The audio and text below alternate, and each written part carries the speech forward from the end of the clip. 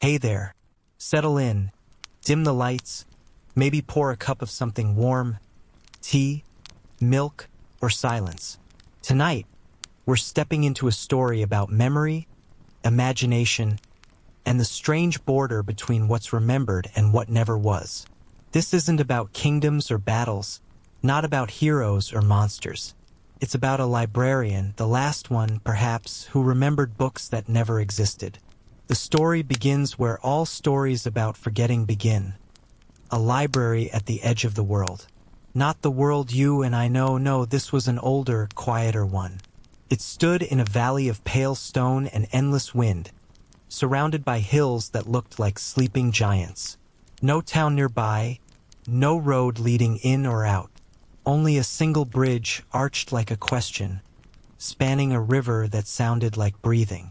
The locals, what few there were, said the place had always been there.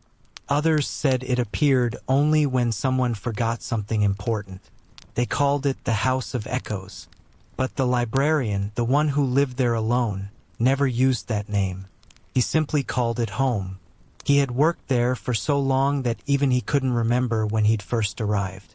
Maybe as a boy, following the sound of turning pages. Maybe as an old man already, seeking a place where no one would ask him for anything but silence. The truth didn't matter. What mattered were the books. Rows and rows, stacked so high they disappeared into shadow, smelling of dust and rain and time. But these books were strange. Some had no titles, some had no words, and some, the librarian swore, were never written at all. He remembered them anyway, their authors, their stories, their endings. Whole shelves full of impossible volumes that no one else had ever read. He could describe the plots in perfect detail, the rise and fall of lost empires, the love letters between stars, the diaries of cities that once dreamed of becoming forests. When he spoke of them, the air shimmered slightly, as if the books were trying to appear just out of sight. No one believed him, of course. No one ever does. Now, you might ask, how can someone remember something that never existed? The librarian had asked himself that too, many times, usually around midnight, when the candles burned low and the air grew thick with quiet. He'd pour himself a cup of tea gone cold, lean back in his creaking chair, and whisper to the shelves, "Did I make you up? Or did you make me?" The shelves, being bookshelves, never answered. But sometimes he thought he heard something, a faint rustle like pages turning themselves. The librarian kept a small journal, not of what he read, but of what he forgot. He believed that forgetting was a kind of evidence, a shape left behind like a fossil of a vanished thought. In the margins of that journal, he drew maps of countries that no longer existed, rivers that changed their minds, and stars that had gone out before he was born. He was, in every sense, a historian of things that never happened. Outside, the world had long since stopped caring about libraries. People stored their knowledge in machines now, quick and bright and empty. No one wanted the weight of paper anymore. But in this forgotten valley, time still moved at the pace of ink drying. The librarian dusted the shelves, replaced candles, repaired bindings. He lived a quiet, circular life, waking with the dawn, tending to silence, sleeping among ghosts of paper, until one winter something changed. It started with a smell, not of dust or age, but of something new, the faint scent of rain where there should have been none. He followed it down the west aisle, past the histories of vanished cities, past the atlases of imaginary oceans.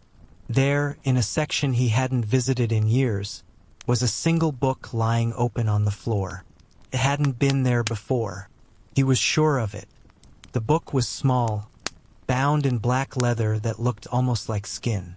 Its title was pressed in gold letters that shimmered faintly when he tilted the candlelight. But the words refused to stay still.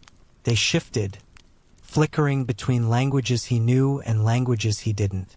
At last, they settled into one phrase, the memory of the unwritten. The librarian felt a tremor move through his chest. It wasn't fear, not exactly. It was the ache of recognition, like seeing a face you've only ever dreamed of. He knelt beside it and turned the first page. The paper was warm, as if the book had been waiting for him. And the words were his. His handwriting, his voice, his memories. It was a journal of his own life, but not the one he had lived. In its pages, he found accounts of voyages he never took, conversations he never had, and a love letter he never wrote to someone who might never have existed. He read until dawn, his eyes raw, his heart heavy with nostalgia for a life that was not his. And when the morning light finally reached the windows, he looked up and realized something had shifted in the air. The shelves were rearranging themselves, books sliding, whispering, reshuffling. Some spines faded into nothing. Others appeared where there had been dust. The library was breathing again. He stood very still, candle in hand, watching as the walls seemed to pulse, as if the stories themselves were waking up, remembering that they had once been dreamed. In that moment, he understood the truth. The library wasn't just a place for books. It was memory, the collective dream of everything humanity had ever imagined and forgotten. And he, the last librarian, was its pulse, the keeper of unwritten stories, the caretaker of possibility. Outside, the wind rose, carrying the faint smell of ink and thunder. Somewhere, deep within the stacks, a door opened, quietly, deliberately. He knew what it meant. Someone had arrived. Someone who shouldn't exist, unless, of course, he had just imagined them. The door opened quietly, not with a creak, but with a sigh, the sound of wood remembering that it was once alive. The librarian froze, the candle trembling in his hand, the flame stretching toward the cold draft that slithered down the corridor. For a long moment, there was nothing but silence, the kind that presses against your ears until you start to hear your own pulse. Then came the faint shuffle of steps, slow, careful, too deliberate to be the wind. He lifted the candle higher, and its light found a figure standing at the far end of the hall. They wore a long, dust-colored coat that seemed made from the same fabric as time. Their hair caught the glow like strands of frost. The librarian squinted, unsure if he was seeing clearly. The air between them seemed to shimmer, bending the way heat does over stone. "You found it," the stranger said softly. The voice wasn't male or female, but something balanced in between, calm and strangely familiar, like hearing your own voice echo back from another life. The librarian's throat ached as he spoke. "Found what?" The stranger stepped forward, the candlelight painting faint gold along their cheek. "The book," they said. "The one that remembers what never was." The librarian glanced down at the open volume on his desk. "I didn't find it," he murmured. "It found me." The stranger smiled faintly. "That's how it always begins." They sat together in the reading room. The candle had burned low, the wax pooling like spilled moonlight. Dust swam in the air between them, catching light as it fell. "You've been here a long time," the stranger said. It wasn't a question. "Yes," the librarian replied. "I suppose I have." "And you remember everything?" "Not everything," he said. "Only what refuses to be forgotten." "And the books that never existed?" The librarian hesitated. "I remember those too. They come to me when I sleep, stories that feel older than the stars. I wake and write them down before they disappear." "And when they do disappear?" asked the stranger. The librarian looked up, and the flame flickered in his eyes. "They don't," he said. "Not while I'm here." The stranger studied him for a long time. Then they whispered, "That's why you're still here." The librarian frowned, confused. "What do you mean?" The stranger rose from the chair and began to walk among the shelves. their fingers brushing the spines with the tenderness of someone greeting old friends. The books shifted slightly under their touch, sighing as though they recognized them. "These are not just books," the stranger said. "They're memories of worlds that never happened. Every dream forgotten, every unfinished thought. They all end up here. And you are the one who remembers them." The librarian's voice was a whisper. "How do you know that?" The stranger turned, and for a heartbeat, their face flickered, and he saw his own. "You're not real," he said softly. The stranger smiled. "Neither are you." Something shifted deep within the library. The air thickened. The walls creaked, not from age but from recognition.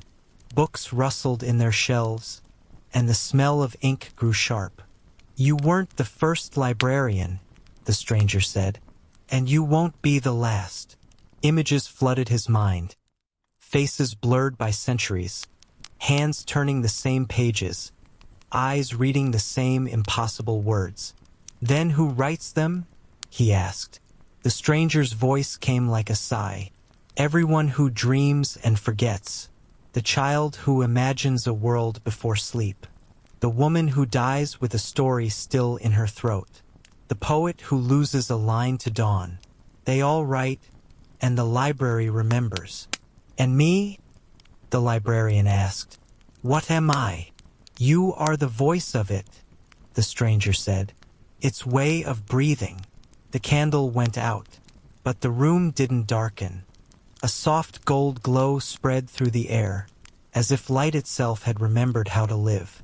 The librarian stood surrounded by thousands of floating letters, faint and luminous, drifting like fireflies. The stranger's form began to fade into that same light. "Every time you remember a book that never was," they said, "a new world exhales." Then the light collapsed into silence, and they were gone. The librarian looked down. The book had changed again. The pages shimmered with new words.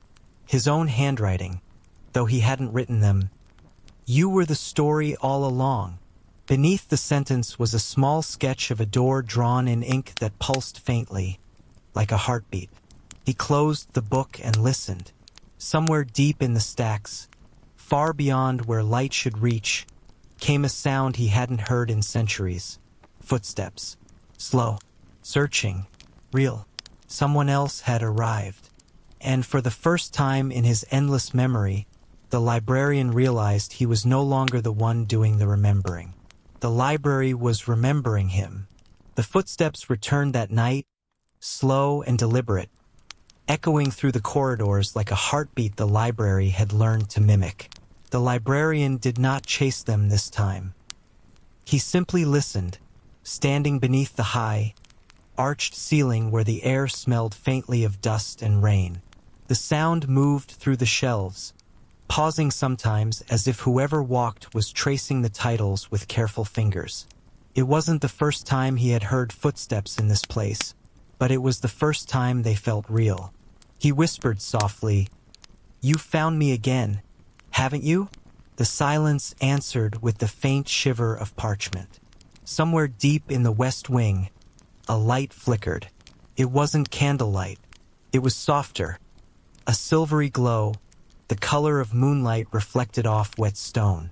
He followed it without hesitation, passing through aisles that seemed unfamiliar, though he'd walked them for centuries. The shelves curved in strange new ways, bending toward him, as though guiding his steps. He arrived at a corridor he did not recognize. The walls were covered in mirrors, or what looked like them, though they reflected not his image but scenes from distant, half-remembered lives. A woman sitting at a desk, writing a letter by moonlight. A boy running barefoot through a city of marble. A ship burning quietly beneath a green sky. He recognized none of them, yet everyone felt as if it had once been his own dream. At the end of the hall stood a door he had never seen before.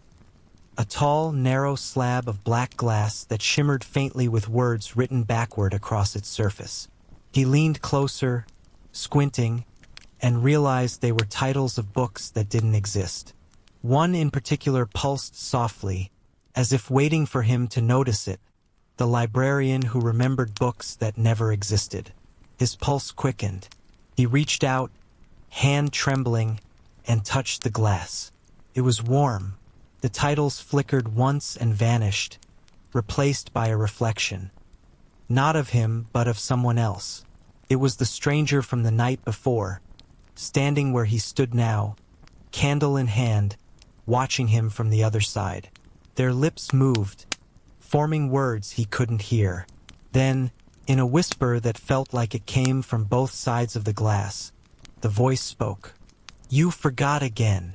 He stumbled back, heart pounding. The reflection didn't move. The voice continued, calm but distant. "You always forget. That's how the library keeps breathing. Every time you remember, it begins again. Every time you forget, it dies." He shook his head. "Who are you?" The reflection tilted its head, his head, the same motion, the same expression. "You already know," it said. The words fogged the surface of the glass, and then, with a sound like a page turning, the door opened inward. The light behind it spilled out like liquid moonlight. He stepped through. He found himself standing in another version of the library.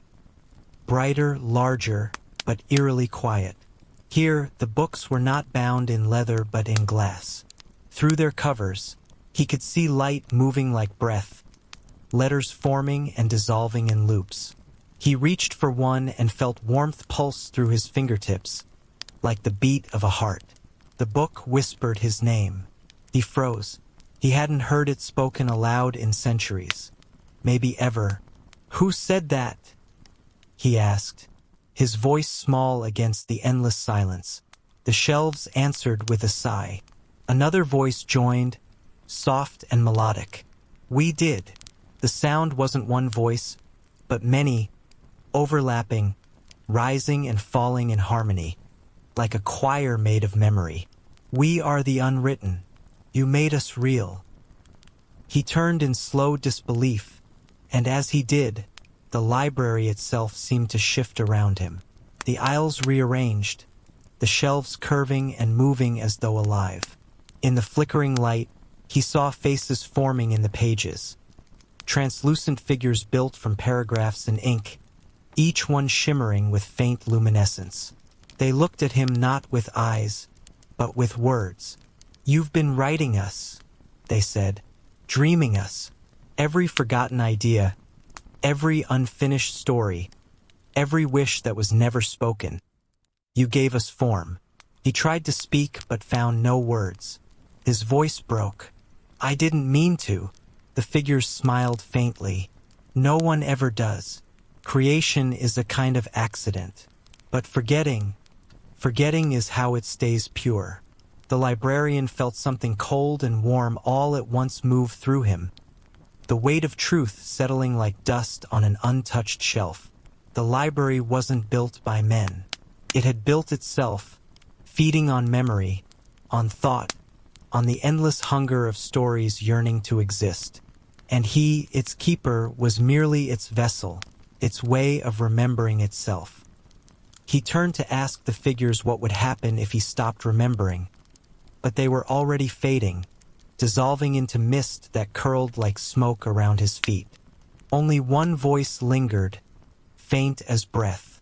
"When you forget us," it said, "you set us free." He fell to his knees as the light dimmed.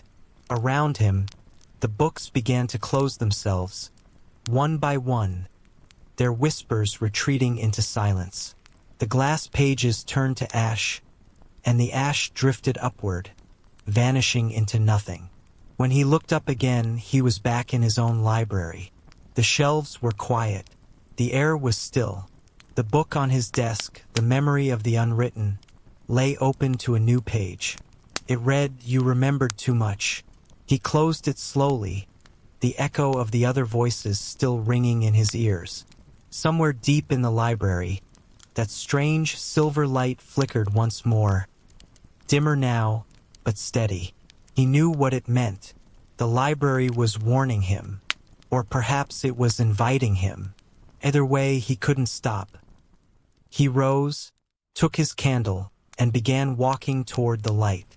And behind him, somewhere far away but getting closer, he could hear breathing, slow, deliberate, familiar. It wasn't the library this time. It was something else, something that had been waiting for him to remember it. The footsteps had grown quieter, but the library itself had begun to whisper. Every shelf, every wall, every book seemed to hum with something that wasn't quite language, more like the sound of thought before it becomes words. The librarian moved carefully through the corridors, holding a small candle that cast light only as far as his next breath. He didn't know how long he had been walking. Time didn't move here anymore. It merely circled, like a clock that had forgotten what direction meant. The scent of parchment and rain followed him, faint but insistent, guiding him deeper into the stacks. Somewhere, the faint sound of pages turning echoed, but it wasn't coming from him. It was coming from the books themselves. He whispered softly, as if speaking to a child, "Are you awake?" A single book fell from the top shelf. The sound was almost polite, a soft thud that stirred the dust into lazy spirals. He stooped to pick it up. Its cover was dark blue, smooth as water, and its title was one he didn't remember ever cataloging. The librarian who remembered books that never existed. His pulse quickened. He opened it carefully, the candle trembling in his hand. The first page was blank. So was the second. On the third, faint letters began to appear, one by one, as though the page was breathing them out. "You forgot again." The words glowed for a moment, then sank into the paper and vanished.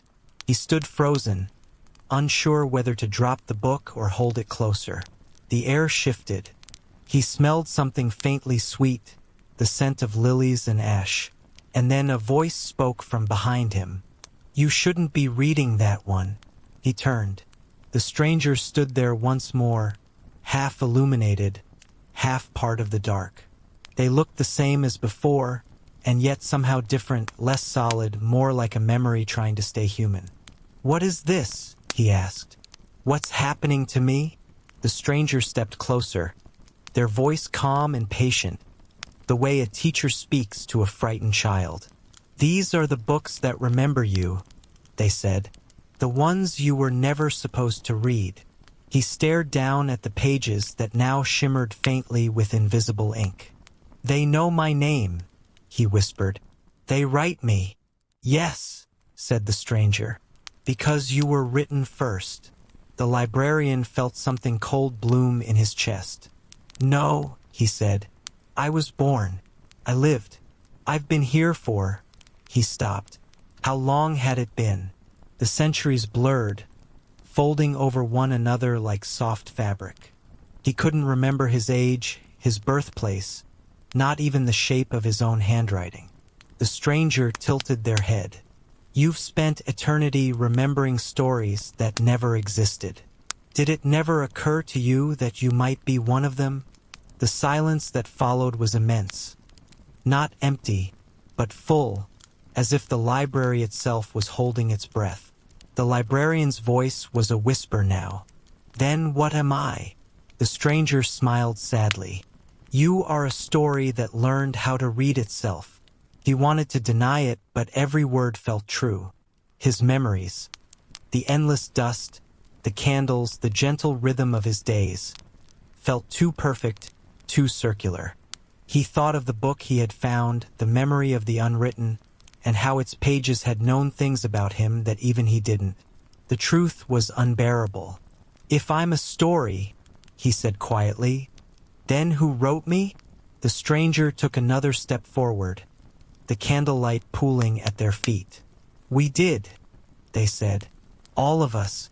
Every book that was never written, every story that was forgotten. Together we dreamed you into being. You were meant to guard us, to remember what the world discarded." He felt tears burning at the corners of his eyes. "And if I stop?" Then we stop too, the stranger said softly. The library will fall silent. The unwritten will fade. And you? They reached out, almost touching his shoulder. You'll sleep, not die, just rest, until someone dreams of you again. The librarian closed the book. His glow dimmed, and the air grew still. For the first time in his long, strange existence, he felt something like exhaustion, deep, bone-heavy weariness that came from remembering too much. Maybe it's time, he whispered. The stranger nodded once. Every story ends, even the ones that were never told. They turned and began to walk away, their form fading into the dark. The librarian stood alone for a long while, the silence pressing close around him. Then, very carefully, he placed the book back on the shelf. Its spine shimmered once, as if in gratitude. He looked down the endless rows of shelves, at the faint glimmer of letters shifting like starlight in the dark. Sleep now, he said quietly. All of you. The whispering ceased. The air softened. The candlelight flickered low and finally went out. In the silence that followed, the library seemed to exhale, slow, peaceful, and final. The librarian closed his eyes and felt himself dissolve, not into nothingness, but into paper, into ink, into the soft hum of memory. And far away, in another world entirely, a child sitting under a blanket began to dream of a library at the edge of the world, and of a man who remembered books that never existed. The world did not end when the librarian faded. It simply folded him into its breath, like a sigh that chose to linger instead of vanish. The shelves still stood, though dimmer now, their spines dulled, their words half asleep. The air smelled of dust and candle smoke, of endings that hadn't quite committed to being final. Somewhere in the dark, one of the books shuddered open on its own. Its pages rustled faintly, and light began to seep through the cracks of its binding. The words on the page rearranged themselves, one letter at a time, until a new sentence appeared. The librarian is gone, but the library remembers. A ripple moved through the walls, soft and deliberate. One by one, the candles that had burned for centuries flickered back to life. Their flames bent, not upward, but inward, as if bowing toward something unseen. The library had learned how to dream. It remembered its keeper, every breath, every touch, every moment he had stood between forgetting and remembering. And now, in his absence, it began to imitate him. Books lifted from their shelves, fluttering like slow, heavy birds. They opened midair, pages turning as though caught in a wind made of memory. From their words, figures began to form, translucent, human-shaped, made of sentences and shadows. They moved through the aisles with purpose, whispering softly to one another in languages that no living ear could understand. Each one carried a fragment of him. The way he turned a page, the rhythm of his footsteps, the tone of his voice when he spoke to the books as though they were alive. One figure stopped in front of his old desk.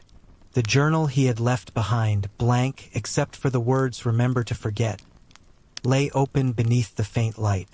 The figure touched it gently, and the ink began to spread again. Lines appeared across the page, forming his handwriting, precise and familiar. "Did I make you up? Or did you make me?" The same question he had whispered to the shelves, again and again, for eternity. The words sank into the page like water soaking through fabric. The figure, no, the memory of him, turned and looked toward the great window at the end of the hall. Beyond it, the world was different now. The valley was gone, replaced by mist and distance. The bridge, the river, the sleeping hills, all had faded into abstraction, like a dream that no longer remembered its geography. The library floated in a void of silence and light. It was no longer part of the world. It had become its own. And yet the books were restless. They whispered among themselves, their covers trembling with thought. The unwritten stories, the ones too strange, too impossible, too beautiful for reality, began to stir. They missed him, the keeper who listened, who believed in them, who gave them breath by remembering their names. Then, something unexpected happened. A faint knock echoed through the silence. Once, twice, then again. The sound came from the great door, the one no one had opened since the librarian vanished. The figures of ink turned as one, their hollow eyes glowing faintly with light. The knock came again, softer this time, like a heartbeat asking permission. The door opened. Light spilled into the library. Not golden candlelight, but a pale, cold brightness that didn't belong to this place. And through it stepped a child, barefoot, eyes wide with wonder, holding a small book clutched tightly to their chest. The figures faded back into the shelves as the child walked forward, their footsteps echoing through centuries of silence. They stopped at the desk, gazing up at the chair where no one sat. "I think this is yours," the child said softly, placing the book on the desk. The cover was plain, unmarked, but when the child opened it, the pages were already written.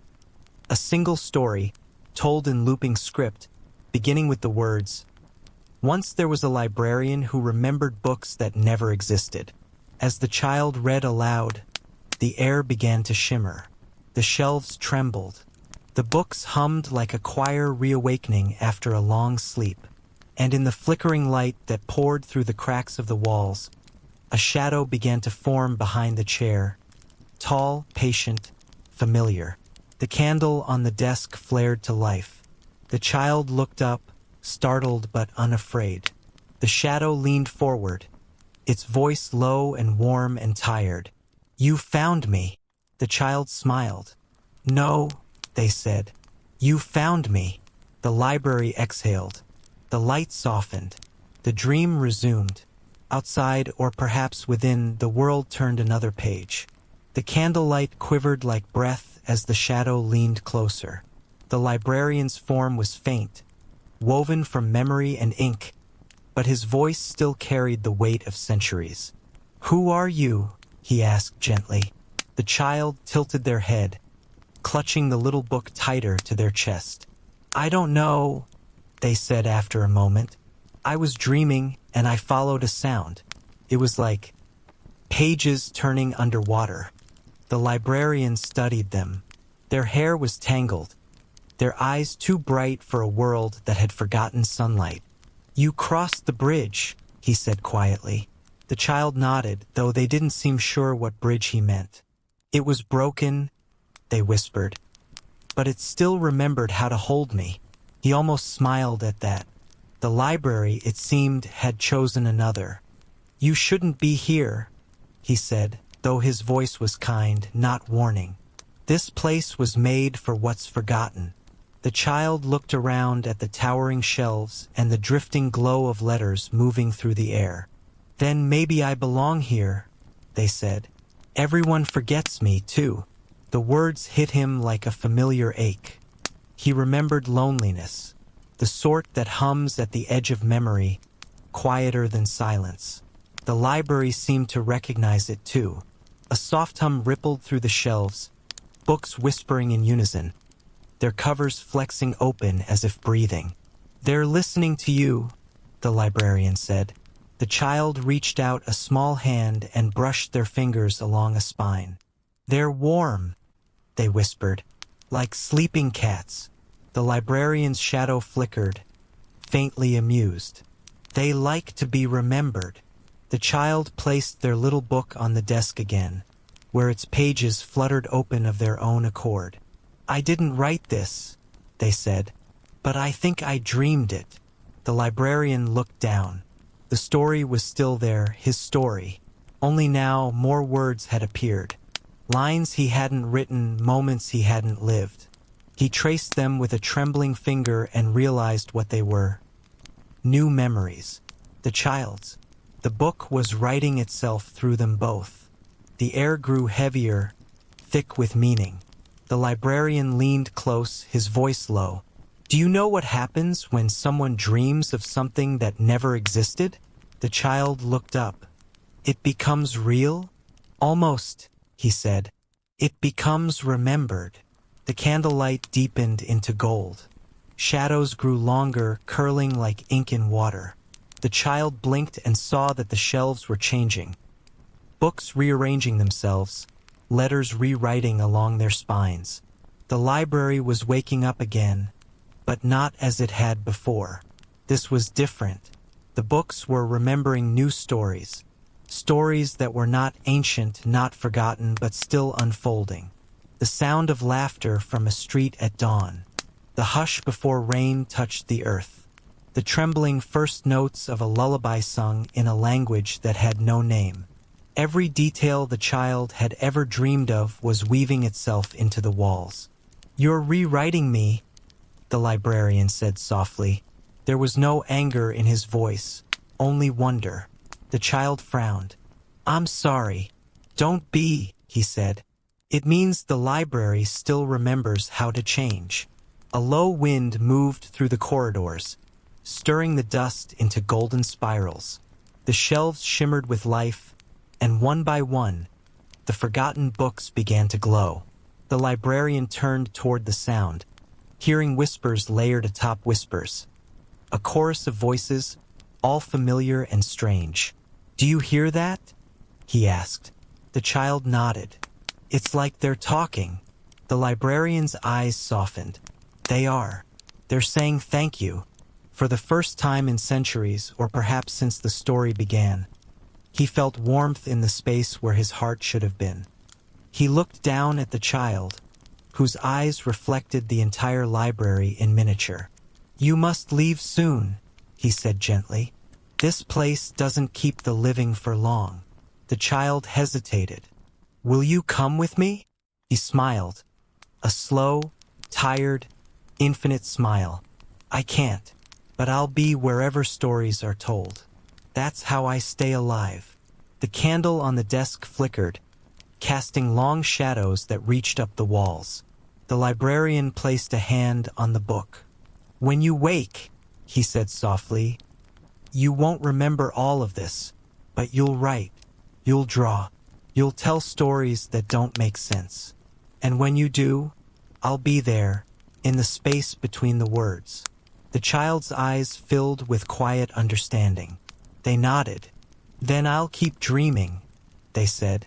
The librarian stepped back, his form thinning into dust and light.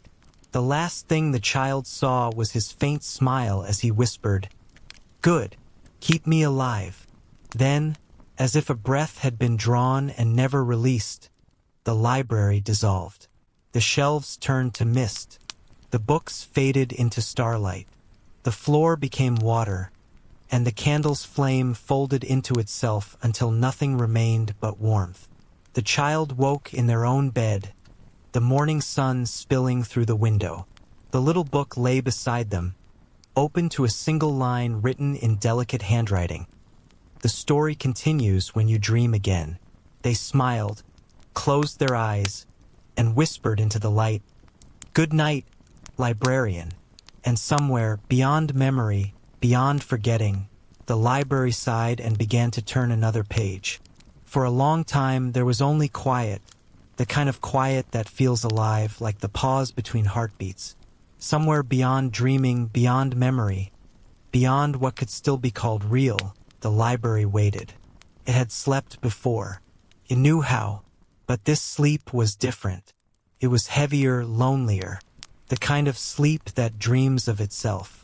Deep in its forgotten corridors, something began to stir.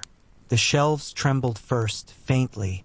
The air shifted, tasting once again of dust and candle wax. Then came the sound. A low hum, soft at first, then rising like a sigh from 1,000 paper throats. The library was remembering the sound of being awake. In the heart of the library, the desk still stood. The candle that had burned for centuries was gone, replaced by a soft glow that seemed to come from nowhere and everywhere. The journal lay open, its pages blank but restless, rippling as though stirred by wind. Then, slowly, words began to form, looping script drawn not by hand but by memory. "Are you there?" The words quivered, waiting. The silence answered by rearranging itself. The shelves groaned softly, and somewhere deep within, a door that hadn't existed in centuries began to appear again. From the light of that doorway stepped a voice before a body. It was the librarian's voice, faint and unsure, as though he were learning to speak again. "I remember," he whispered. His form followed soon after, translucent, built from dust and will. He was not entirely back, but not entirely gone either. He looked around at the endless books, his home, his creation, his reflection. "You didn't forget me," he said, almost smiling. The library pulsed in response, a slow, glowing heartbeat that filled the air. He moved through the aisles carefully, touching each spine as though greeting old friends. "You've been dreaming," he murmured. "I can feel it." The books trembled under his fingertips, and for the first time he realized that the sound they made wasn't just whispers. They were trying to form words. At first it was noise, 1,000 murmurs colliding into one. Then, through the chaos, a pattern emerged. "We remember you," said the voices, layered and soft, like the tide brushing stone. "You taught us how." He stood still, eyes closed, overwhelmed by the sound. "I thought I had to leave," he said. "I thought you couldn't exist without forgetting me." The voices rustled through the shelves like laughter, like wind through trees. "You were never meant to leave," they said. "You were meant to change." The librarian exhaled slowly, a sound between relief and sorrow. "Then this is what comes after remembering," he said quietly. "Not silence, not forgetting, just transformation." From the corner of his eye he caught movement, a figure stepping out of the light. The child, the same one who had found the book, who had woken the library. They looked older now, their outline less human, more like an echo dressed in light.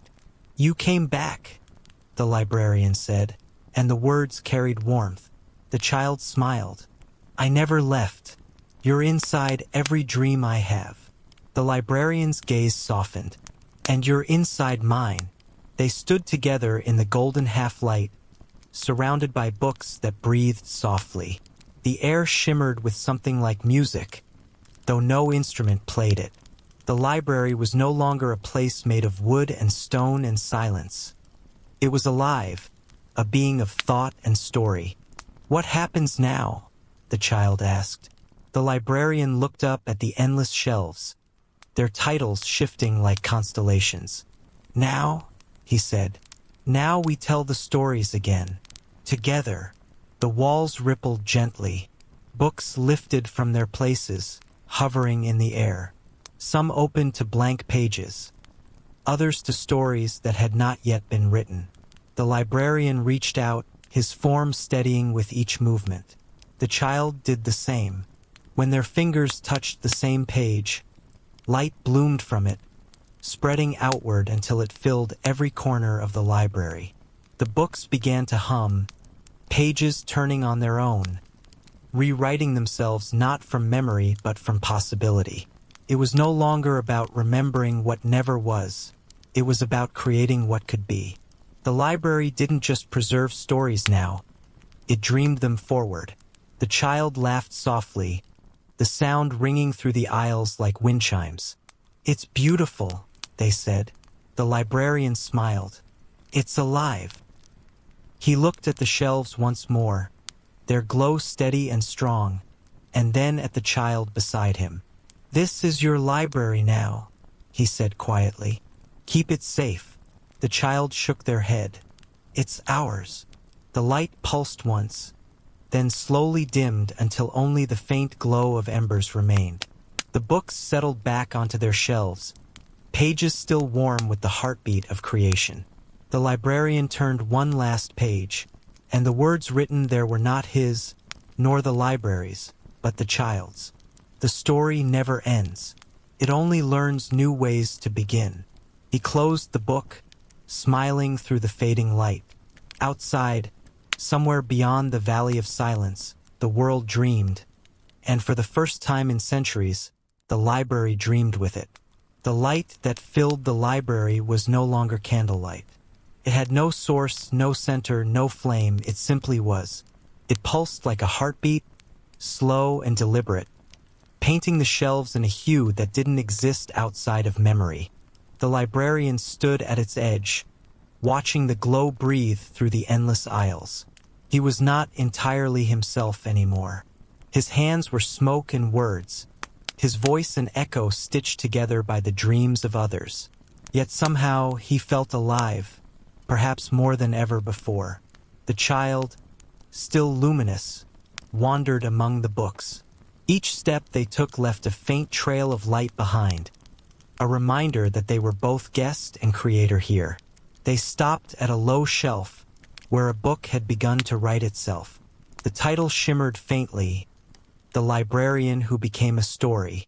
They turned back toward him, eyes wide. "It's writing about you," they said softly. He smiled, though there was a trace of sadness in it. "No," he said, "it's writing me. There's a difference." The air quivered around them, the sound of the library listening. The books were restless again, their pages trembling as though anticipating what came next. "Will you disappear?" the child asked. The librarian looked down at his hands, at the words that drifted faintly beneath his skin. "Not disappear," he said. "Just change chapters." He walked toward the center of the library, where the great clock hung suspended above the atrium. A relic from before time had meaning here. His hands had been frozen for centuries, but now, slowly, they began to move. One tick, then another.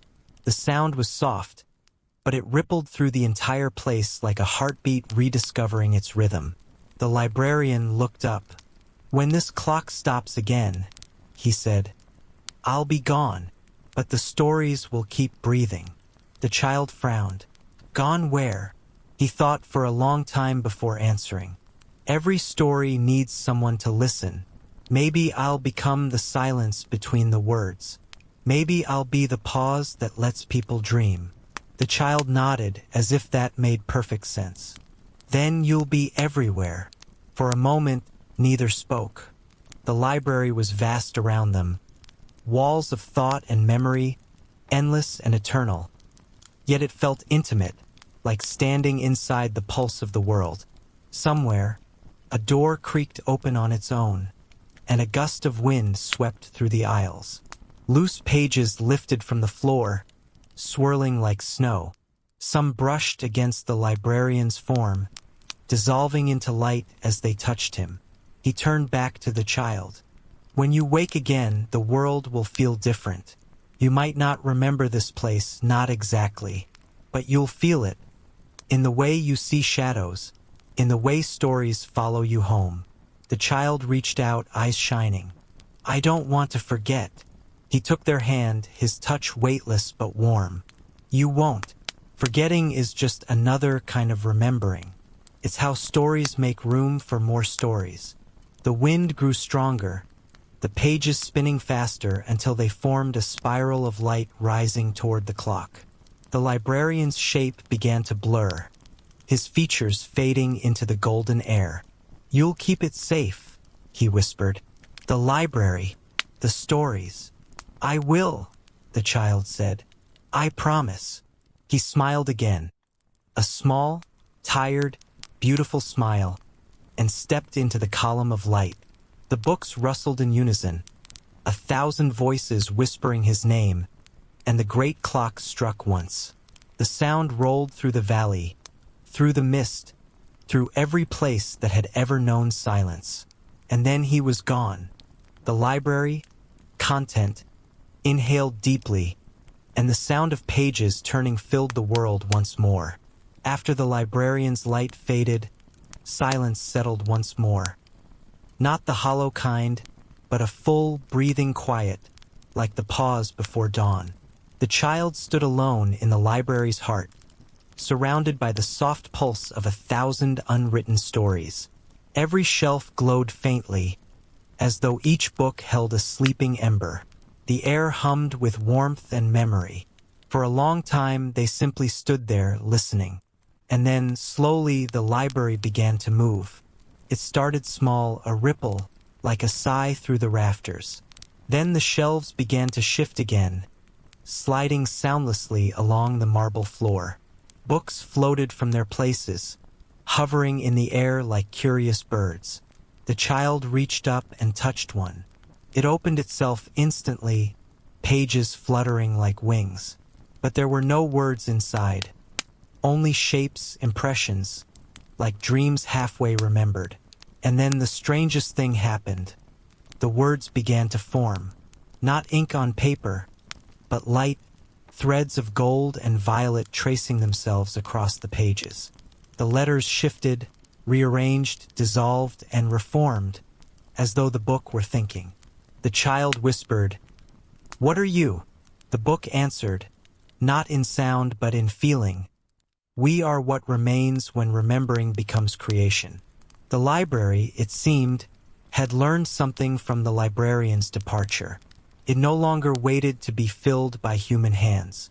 It was writing itself now, shaping worlds out of echoes, dreams, and fragments of thought left behind by every soul who had ever imagined something more. The child wandered through this living labyrinth, watching the new stories take shape.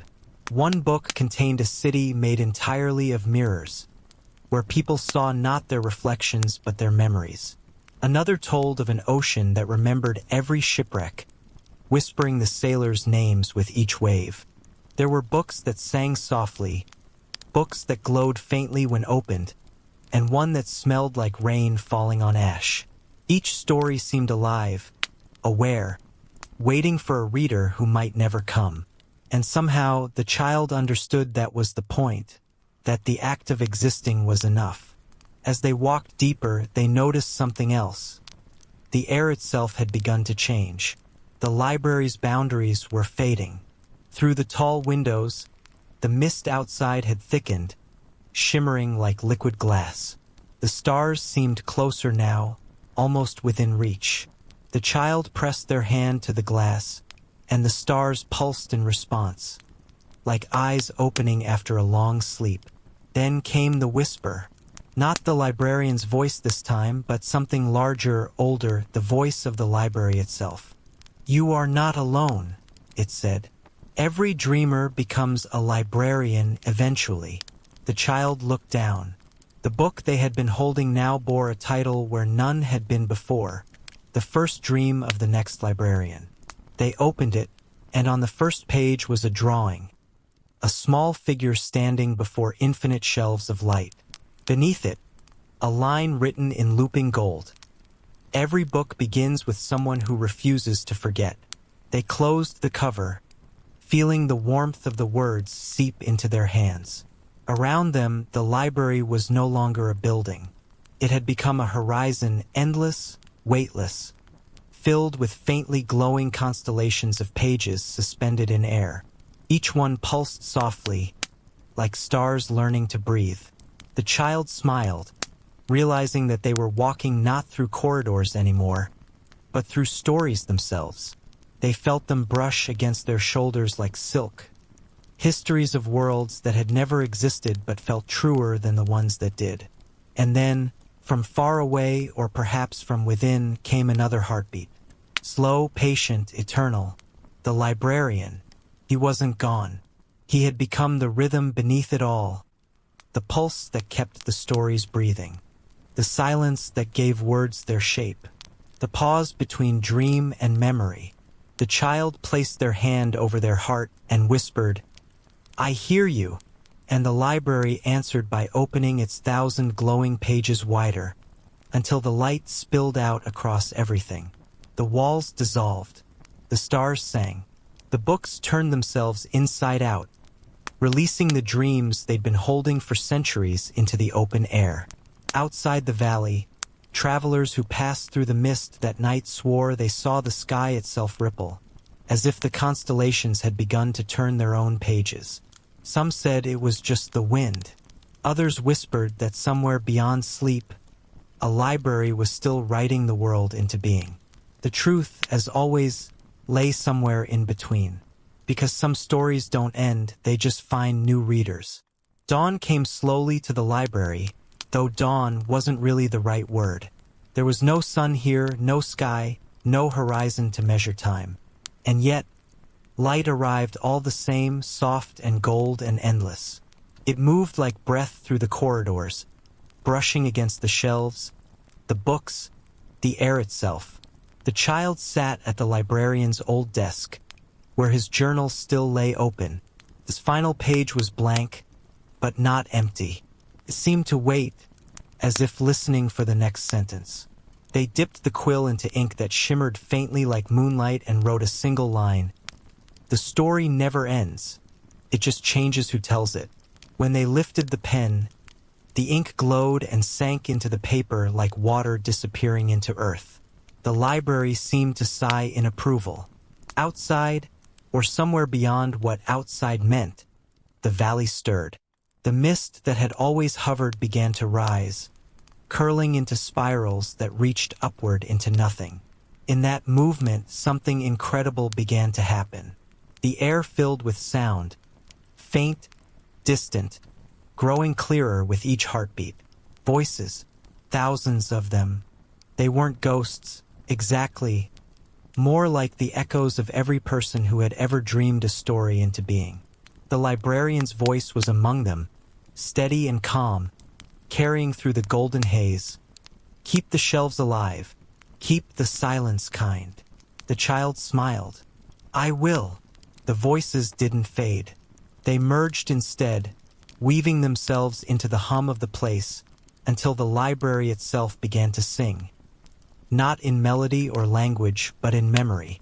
Every story ever imagined, every thought half-written, every hope whispered into the dark found its place in that song. The child stood and walked between the shelves, running a hand along the spines of the books. Each one pulsed faintly beneath their touch, as if acknowledging their presence. Thank you, they whispered, for remembering me. As they moved, new shelves grew where their footsteps fell, stories blooming from nothing, titles appearing like constellations. The city that kept breathing, the historian who dreamed the world back to life, the librarian who remembered books that never existed. The stories were connecting now, folding into each other, forming one great tapestry that stretched beyond the walls. And for the first time, the library seemed to look outward. Far away in the waking world, the one of streets and cities and people who had long forgotten how to listen, something shifted. A student fell asleep over a history book and dreamed of a valley of light. A poet awoke with a sentence in her mind she didn't remember writing.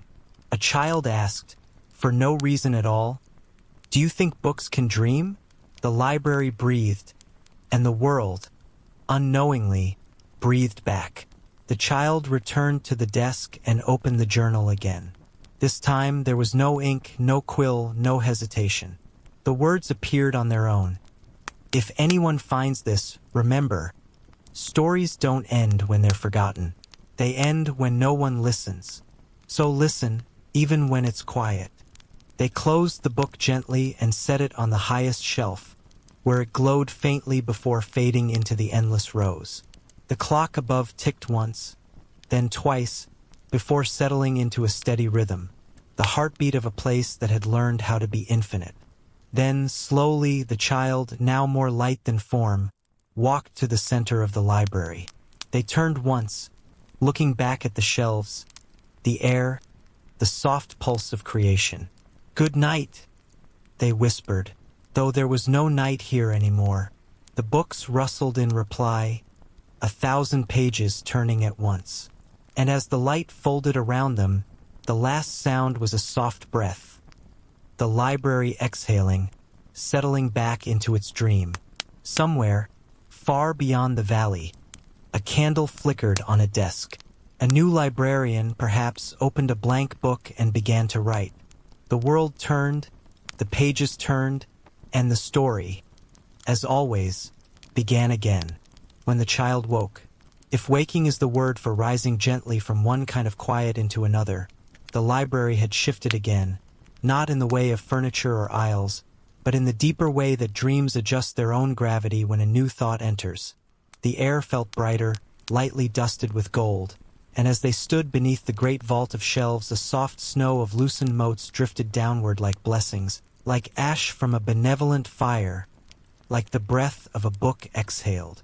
The clock above the desk kept its tender rhythm, each tick a pulse, each talk a promise, and with every small sound the light itself seemed to answer, brightening, dimming, brightening again, as if the whole building were breathing in time. The child walked, barefoot as always, feeling the soft nap of old runners and the smooth spill of stone beneath, and sensed that the books had been busy while they rested. Some spines had turned to face outward where only linen backs had been before, titles blooming like night flowers, a field guide to winds that forget their names, the almanac of lost footsteps, a brief manual for calming stars, and along the highest cornices there were no longer cobwebs but filaments of faint handwriting, curlicues and marginalia, notes scribbled from the edges of unwritten lives. And when the child reached up lightly with a hand and skimmed a single line, letters slipped across their palm like minnows and vanished into the air with a silver flick. The journal on the desk had closed itself in the night.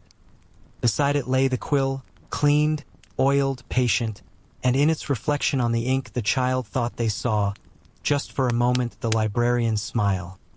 Not melancholy or proud, but full of that particular, relieved kindness of someone who knows a burden has been placed where it belongs. They whispered thank you without moving their lips, and the shelves seemed to murmur back. A hush that traveled from history to myth to memory and returned along the ceiling like distant rain. Then, above the highest tier of volumes, where the lamps usually hovered like tame moons, a new phenomenon began to unfurl.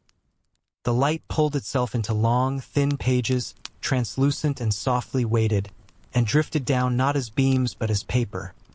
Sheets of radiance that carried faint handwriting in 1,000 languages, some left to right, some right to left, some in spirals or lattices or constellations of punctuation and breath marks. The pages did not fall so much as choose their places, settling into open spaces on the shelves where no book had yet been bound. And when the child touched one, it was warm like the palm of a hand, and the ink, if that's what it was, thrummed faintly against their fingertips. Like a far-off hive, they followed the fluttering drift, slow as snowfall, to the west stacks, where old atlases slept in leather that creaked like saddles, and where the librarian had once pointed out a map of a city that never decided which river to live beside. Here the light pages hovered and began to assemble themselves, seemed to seem, edge to edge, forming the ghost of a gargantuan codex whose cover was only absence and whose spine was made of quiet. "Are you writing yourself?" the child asked, and the not-quite book answered in a texture rather than a voice, a velvet hush against their skin. Not writing, remembering. And as the child listened, the vault above changed again, rippling from ceiling into something like sky, not a sky of height or distance but a tender, near sky, a bowl of breathable ink in which new stars pricked their way awake. Each star was a letter, each letter a name, each name a story that had once been told to no one and had waited politely for centuries for a single ear. The child stood very still, hands clasped at their middle, and watched as constellations formed words only a dream would recognize. A fox laid out along commas, a schooner made from question marks, a mother's face drawn in accents and carrots, and between them thin roads of grammar carrying caravans of meaning from thought to thought. They understood, with the certainty one feels in sleep, that the library had chosen to dream upward for a while, to write not only in pages and spines but in firmament, to let readers of the waking world glance accidentally at a night sky and feel inexplicably comforted by a cluster of stars arranged like a word they could not read but somehow knew by heart. While they watched, the aisles beneath their feet extended and narrowed and widened again, like rivers playing at being roads, and a path they had never noticed before opened between two familiar cases, treatises on the maintenance of fragile bridges and an index to all the letters you nearly sent. and the path was paved not with stone but with overlapping bookmarks, all the places where someone somewhere once promised to return. The child followed them, and with each step the bookmarks brightened underfoot, as if warmed back into currency by the contact of a living soul. Above, the constellation script rearranged, gently shepherding their attention toward a slow swirl in the far distance, a galaxy of paler light that looked, at first, like a smudge on glass and then, as they neared, like a doorway drawn by someone who remembered doorways primarily by how carefully they are walked through. Beyond it, a chamber they had never seen and also had always known. It was vast without being large, intimate without being small, and in its center stood a lectern grown directly from the floor, a natural swelling of wood whose rings told a story of time that had learned to spiral rather than pass. Resting upon the lectern lay a book of such transparent pages that the child could see the grain of the wood through them. The title on the cover was engraved not in letters but in a slow pulse, and when the child placed their hands upon it, the pulse matched their own, and then, as they calmed, exceeded it, guiding their breath toward an evenness that felt old and new at once. They opened to the first page. It showed no writing. It showed instead the image of a small town at dawn, soot-soft rooftops, a single dog stretching into the morning, laundry unmoving on a line, and a kitchen where someone who had never believed in poetry placed a mug beneath a faucet and waited as if for rain. The child could hear the faintest clink of ceramic and, behind it, a clock that did not quite agree with itself. They turned the page and there was a mountain, the thin bell of a goat a valley away, the clean crack of ice loosening from itself. Turned again and saw a city bus rocking at a stoplight with nobody aboard, a driver reading the last paragraph of a novel he didn't know he needed.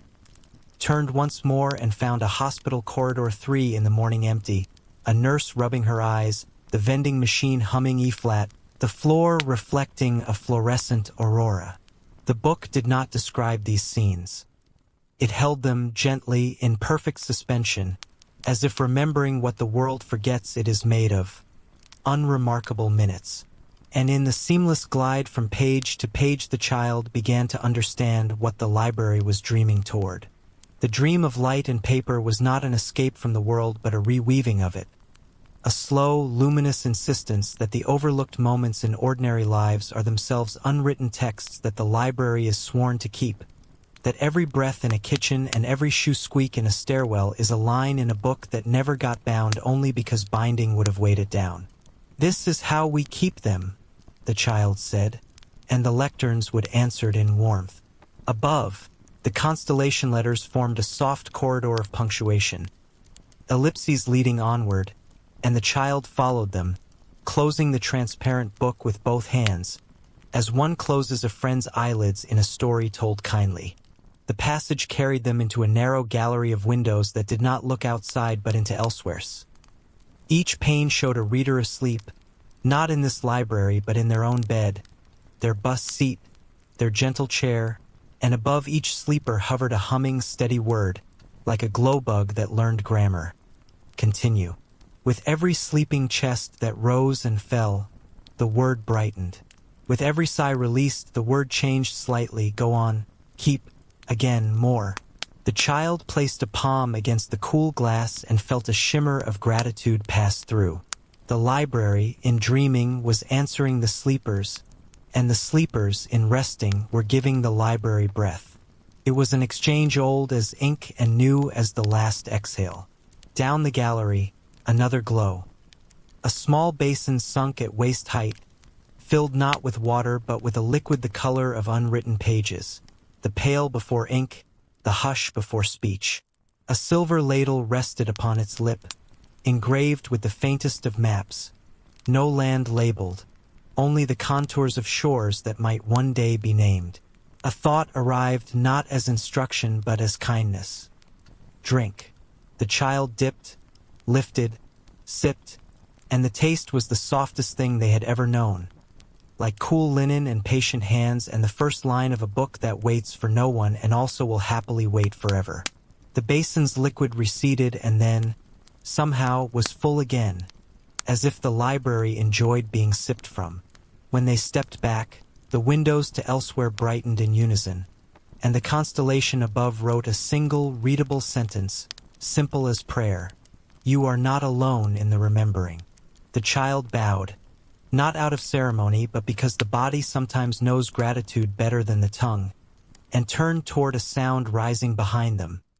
The rustle of 1,000 pages turning once, together, like a shoreline's applause for the moon. In that swell of gentle noise the library made a choice. A section of the ceiling thinned to pure sky and then to something even quieter, a membrane between here and there, and through it drifted a small, luminous flock of letters, each about the size of a moth, wings the color of vellum, bodies of serif and stem. They circled the child's head and brushed their cheeks in greeting and then, as if satisfied, carried themselves toward the open stacks, alighting on blank spaces, nesting in margins, laying down eggs of punctuation that would hatch into commas in a day or two. Go on, the child said to them softly. Keep the sentences warm. And the letters, shy but diligent, did as asked. They wandered back toward the desk at last, passing through an aisle that smelled of beeswax in old summer, and found the journal waiting, open now to a fresh leaf. The quill lifted its own tip with the slightest pride, like a violinist raising a bow. The child did not sit. They stood with the journal before them and the slow light pages still descending here and there, and they wrote without touching the pen.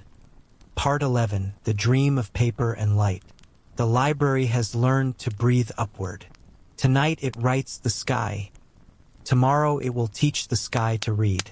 And when the line finished itself, when the ink settled and shone like the calmest lake, the clock above them gave a single, delighted hiccup of a chime.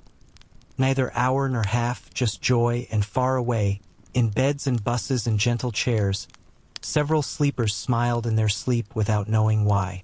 The child closed the journal, pressed their palm to the cover as one does to a door one intends to open again soon, and turned toward the deep stacks where the air had grown cooler and the light pooled like patience. Somewhere ahead, they sensed a presence moving in map light, measuring distances not in miles but in silences, and they went to meet it, the paper snow still falling in slow, forgiving weather, the constellations rearranging themselves into a sentence that was only ever one word and also every word at once. Welcome. The path ahead was not marked by light or shadow but by something subtler, the gentle thinning of sound. With every step the child took, the rustling of pages, the hum of air, the tick of the great clock all softened, until silence itself seemed to grow dense enough to touch. The floor shifted from marble to parchment, each step leaving a faint indentation that smoothed itself away again, as though the library preferred not to keep footprints for long. At first, they thought they were alone, but then, from the edge of their vision, they saw the faint gleam of movement. A shape bent over a vast sheet of paper, tracing invisible lines with a quill made of glass. The figure was tall and thin, wrapped in a cloak of ink-dark fabric that shimmered faintly with letters and diagrams. When it looked up, its face was not a face at all but a map. Continents made of light, rivers made of words, and eyes that glowed like compass points. "You must be the new keeper," it said, its voice like the pause between two heartbeats. "I've been drawing your arrival for some time now." The child hesitated. "Who are you?" "I am the cartographer," said the figure, "but not of lands or seas. I map the spaces where sound ends, the unspoken, the forgotten, the places silence chooses to live." They gestured to the parchment spread before them. It stretched endlessly, vanishing into mist. On it were drawn shapes that resembled mountains and valleys, but upon closer look, they were made entirely of pauses. The long quiet between thoughts, the hush after loss, the stillness before rain. "Every time someone forgets a word," the cartographer said, "a new valley appears here. Every time someone listens with their whole heart, a hill rises. Silence is not emptiness, child. It's architecture." The child leaned over the map. The parchment pulsed faintly, like breathing. Between the valleys, rivers of ink flowed slowly, forming characters they couldn't quite read. "Are those words?" "Not yet," said the cartographer. "They will be when someone is ready to speak them." The quill moved again, tracing a line between two glowing dots. "Do you know why the library breathes?" The child shook their head. "Because the world does," said the cartographer. "Every exhale of wind, every lull in conversation, every dream that pauses before the next, the library records it. Silence keeps the rhythm of everything that lives." They lifted the quill and offered it to the child. "Here, try." The child hesitated, then took it. The moment their fingers closed around the glass, the map beneath them shimmered and changed. The lines rearranged, showing not the vast unknown but something intimate, the outline of their own heartbeat. It spread outward, a series of ripples, until entire constellations of memory began to form.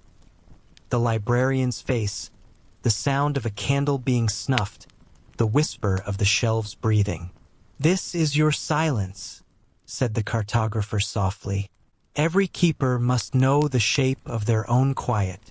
It is what protects you from the noise of forgetting." The child looked up.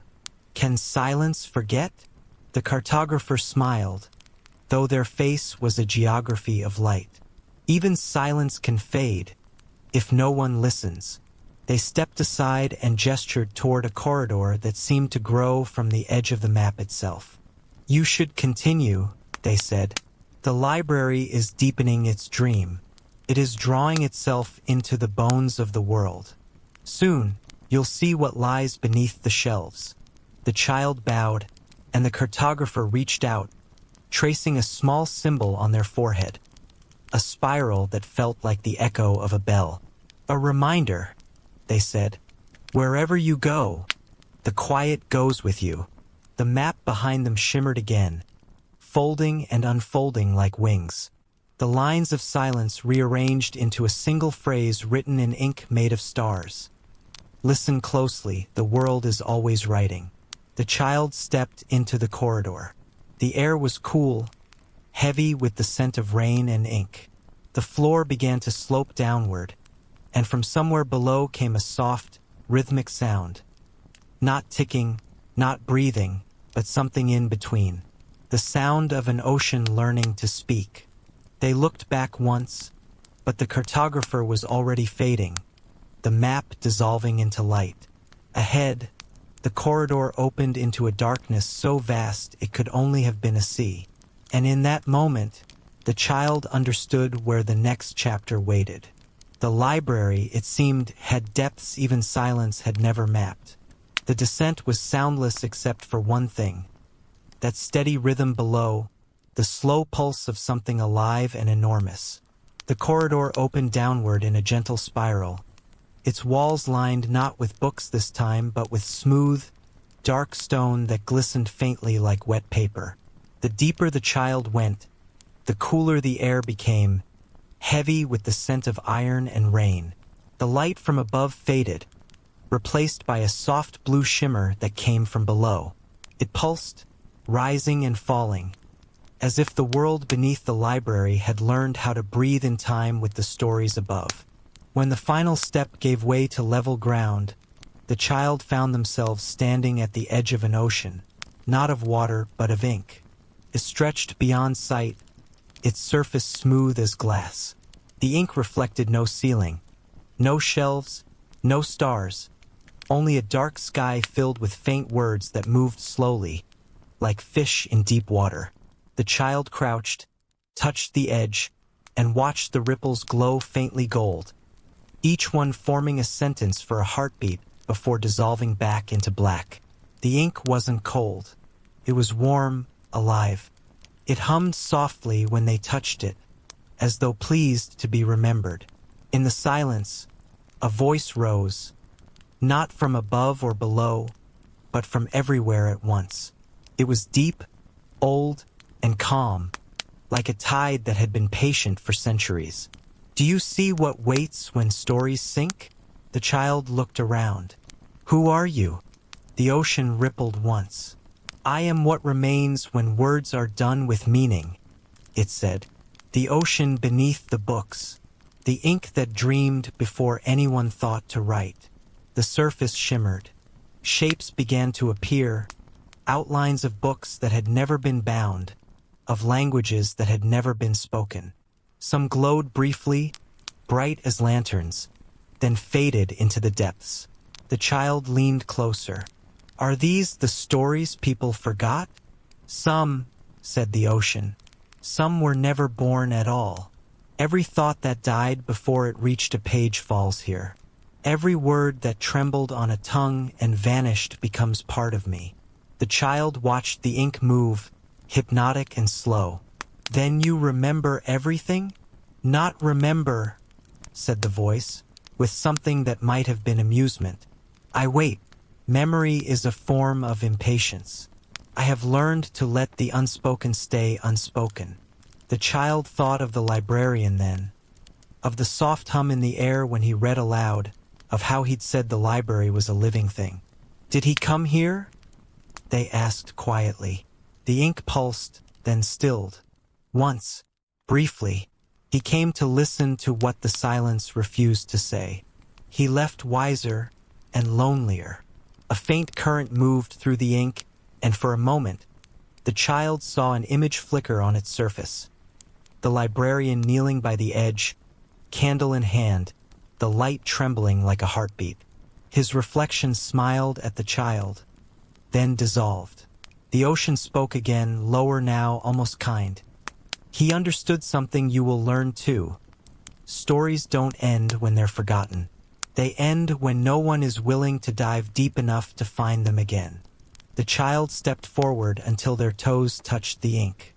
It lapped gently at their feet, harmless, inviting. They whispered, "Can I go in?" The ocean hesitated, then replied, "If you enter, you will not see as you do now. You will see what was imagined but never spoken. You will see what the world almost became." The child nodded. "Then I'm ready." They stepped forward.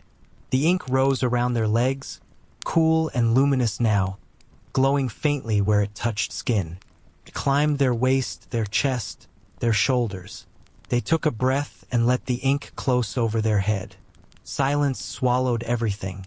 At first, there was only darkness, deep and endless, the kind that doesn't feel like absence but like beginning. Then, slowly, light began to bloom in threads around them. Images drifted past, faint and ghost-like. A child's unfinished drawing turning into a real city, a forgotten lullaby reshaping itself into a star, a broken statue remembering the shape of the face it once wore. They were moving, not swimming, not walking, but falling upward, deeper and higher at once. Voices passed by, too soft to understand, but familiar in rhythm, the murmuring of poets who never published, the sighs of painters who never began. Every lost dream shimmered here, not dead but waiting, wrapped in patience. The child felt no fear. The ink embraced them, not as a sea but as memory made gentle. And then they heard something beneath the hum, a whisper so faint it felt like the thought of a whisper. "Write us." It wasn't a plea. It was permission. The child stretched out their hand. The ink coiled around their fingers, forming words they didn't recognize but somehow understood. All that isn't written is still real. They surfaced, gasping, though they hadn't drowned. The library's air felt different now, lighter, as if it had exhaled after centuries of holding its breath. The ink clung to the child's hands, gleaming faintly gold before fading into their skin. "Thank you," they whispered to the ocean. "Don't thank me," it murmured. "Thank those who almost remembered." As they turned back toward the spiral staircase, droplets of ink followed them. Not falling, but floating, drifting upward like tiny moons. And from deep below, the voice called out one last time, "When you tell the world what you saw, be kind. Not every silence needs to be broken." The child climbed, carrying that thought with them, as the ink sea below stilled again, waiting for the next forgotten dream to fall. When the child climbed from the depths, the air of the library felt new again, though new wasn't quite right. It was as if the place had been washed clean by time itself, like parchment stretched and rewound to its beginning. The ink from the ocean still shimmered faintly across their fingers, gold fading to silver, then to something like light without color. The silence that greeted them was deep but welcoming, filled with that particular stillness that lives between one heartbeat and the next. The first thing they noticed was the change in the shelves. The books were no longer still. Their spines rippled subtly, as though breathing, and faint threads of light connected them across aisles like spider silk spun from memory. The library was awake, not just alive, but aware. And from its heart, from somewhere beyond the oldest corridors, came a sound that wasn't footsteps, or wind, or turning pages. It was a voice, not loud, not even entirely audible, but present. A warmth that filled the air. The child followed it, barefoot and unhurried, through corridors that seemed to stretch forever, through dustless air that glowed faintly blue. Each step stirred a faint hum from the floor, a recognition, the library acknowledging its new keeper. The voice spoke again, softly this time, and the child froze. "My dear," it said, with that calm rhythm they remembered better than their own dreams. "You've gone deeper than I ever did." The air shifted. The voice had shape now, a silhouette forming in the light ahead. It wasn't quite the librarian as he had been. His body was made of light and ink both, his edges trailing sentences that never quite finished before reforming again. His eyes were not eyes, but two small galaxies swirling in patient orbit. "You came back," the child whispered. He smiled, or the idea of a smile moved across his form. "I never left," he said. "I simply became what I always was. A story remembering itself." The child took a step closer. "The ocean told me you listened to what silence refused to say." The librarian nodded slowly. "It's true. I went where words dissolve. I thought I had lost myself there, but I learned something instead. That even silence speaks, if you listen gently enough." He reached out a hand, and though it was only half solid, it felt warm when it brushed the child's hair. "You've done well," he said. "You've let the library breathe again." The child's voice trembled. "I thought you were gone." "I am," he said with a quiet laugh. "And I'm not. That's how stories work, isn't it? We fade, but we echo. Every echo is a kind of return." The light behind him brightened. The threads that linked the shelves pulsed, each book flickering with faint gold, the rhythm of a heartbeat shared between countless stories. "The library remembers through you now," he said. "But it's not finished yet. There's one more truth it must show." He turned toward the great window at the far end of the hall, though no such window had ever existed before. It glowed like dawn, but instead of sunlight, it showed scenes. Through it, the child saw the waking world, cities, oceans, mountains, every place where stories still lived. People writing, reading, dreaming. "Do you see?" said the librarian. "The library isn't separate from them. It was never meant to be. Every thought that lingers after it's spoken, every dream that hums beneath the noise, that's part of us. The library isn't a building. It's the memory of being human." The child stared at the window. In one of the images, they saw a small girl reading by candlelight in a wooden room. The book she held glowed faintly, the same glow as the ink the child had carried from the ocean. "She's reading one of our stories," the child whispered. "She's writing it," said the librarian. "Every reader is a writer here. Every dreamer, a builder of shelves. That's what I learned when I became light, that the library and the world are the same breath, inhaling and exhaling each other." He turned back to the child, and his form began to thin, sentences unraveling into dustless air. "You'll keep it safe now," he said. "But where will you go?" His voice softened. "Where all stories go when they're loved enough to be forgotten." He smiled again, that same tired, gentle curve the child remembered. Into the pause between one dream and the next. He began to fade, light dissolving into the air, ink sinking into the floor.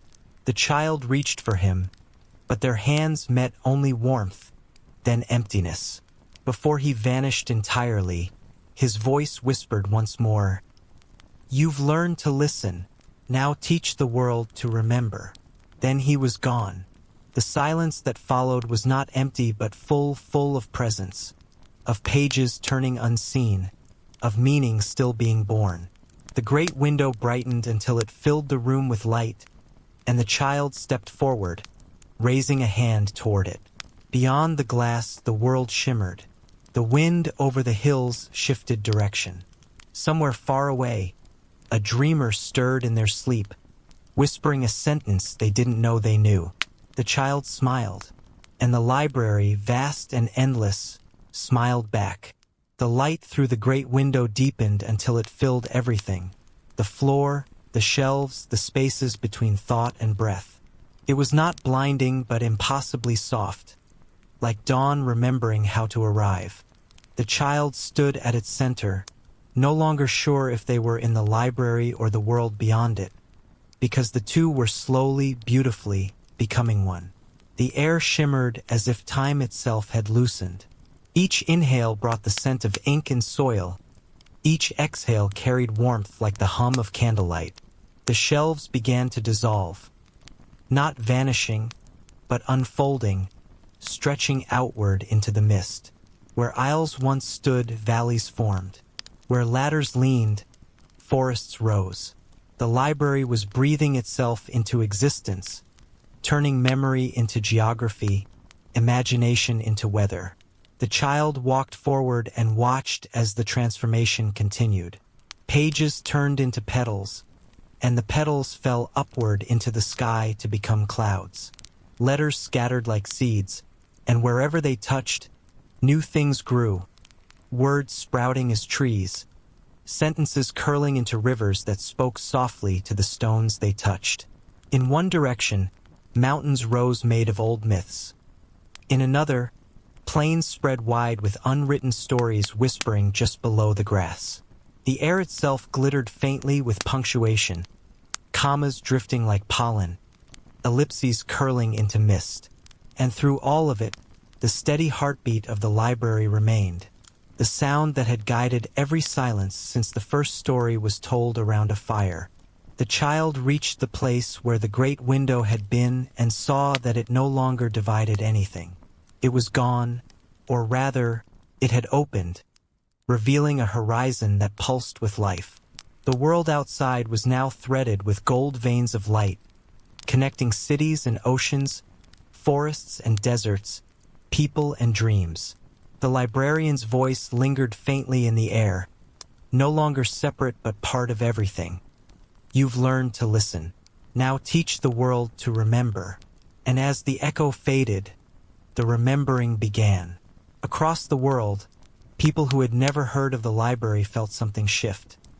Not an earthquake, not fear, but recognition. A potter paused mid-stroke and smiled without knowing why. A farmer looked at the horizon and thought of a story their grandmother once told. A child dreamed of a door made of paper that led to a place full of warm air and endless books. The dreamers, the poets, the weary, the forgotten. All of them felt a faint stirring in their chests, as if something had been quietly waiting there all along. The library was everywhere now, stitched into thought, humming inside the spaces between heartbeat and word. The rivers carried whispers. The wind turned sentences into sighs. Stars arranged themselves into paragraphs of light. And in the stillest corners of the world, when night grew deep and sound faded, you could almost hear the faint rustle of pages turning. The child looked down and realized they no longer cast a shadow. Their hands glowed faintly, not as light but as memory. The same golden hue that had lived in the ocean of ink, the same shimmer that had once danced in the librarian's eyes. They took a step forward, and the ground rippled beneath them like water. Each step created a word that sank gently into the soil before dissolving into roots. "I am home," they whispered, and the world answered. The trees swayed, the wind paused, then carried their voice onward. Far across the hills, the first dawn of this new, remembered world broke, sunlight catching in every reflective surface, every eye, every word still waiting to be spoken. It was not a new world, not really. It was the old one finally awake. The child looked toward the horizon. For the briefest moment, they saw the librarian there, not as a figure, but as light moving in rhythm with the wind, smiling across creation. His voice was softer now, part of everything. "Go on. The stories are yours now." They closed their eyes and felt the truth of it, the pulse of books within trees, of poems within rain, of songs within silence. They understood then that the library had never been a place but a way of being, a state of remembering. Every heartbeat in the world was a shelf now, every breath a page turning. The child, or perhaps now the keeper, stepped forward until the horizon met them. Their outline shimmered, breaking gently into strands of golden light that drifted upward, joining the constellations above. The stars rearranged themselves once more, forming new words, a final sentence glowing softly in the night sky. There was once a library so patient, it became the world just to be read. And somewhere, maybe in a dream, maybe in waking, someone stirred, opened a book they didn't remember owning, and began to read aloud. The air warmed, the pages turned themselves. The story, as it always had, began again.